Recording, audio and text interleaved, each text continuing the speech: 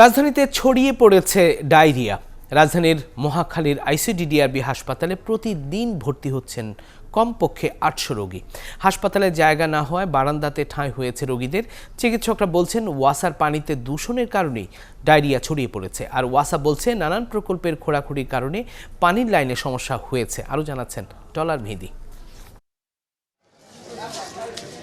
৪ মাসের মাইশা থাকে মিরপুরে। বমি ও পাতলা পায়খানা নিয়ে ভর্তি হয়েছে মহাখালী আইসিডিডিআরবি ঢাকা হাসপাতালে।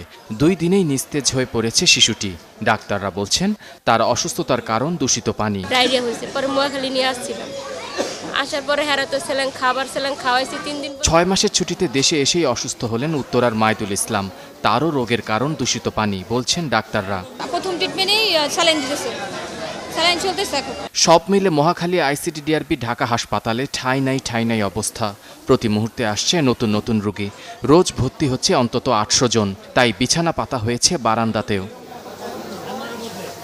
হাসপাতাল কর্তৃপক্ষের তথ্য, টঙ্গী, উত্তরা, মিরপুর, বাড্ডা ও যাত্রাবাড়ি থেকে আসা রোগীর সংখ্যাই বেশি। কিছু জীবাণু থাকে, এটা এমনিতেই পানিতে এবং অন্যান্য আমাদের যে পরিবেশে এই জীবাণুগুলো থাকে।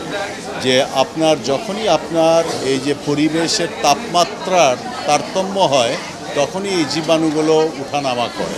অ্যাভেলেবিলিটি অফ ভ্যাকসিন, ঠিক না, availability of other intervention measures, কে বলবে? আমি বলবো, আরও কয়জন বলবে? এই একটা বডি লাগবে। মিরপুরে পানি দূষণের অন্যতম কারণ দীর্ঘমেয়াদী খোঁড়াখুড়ি।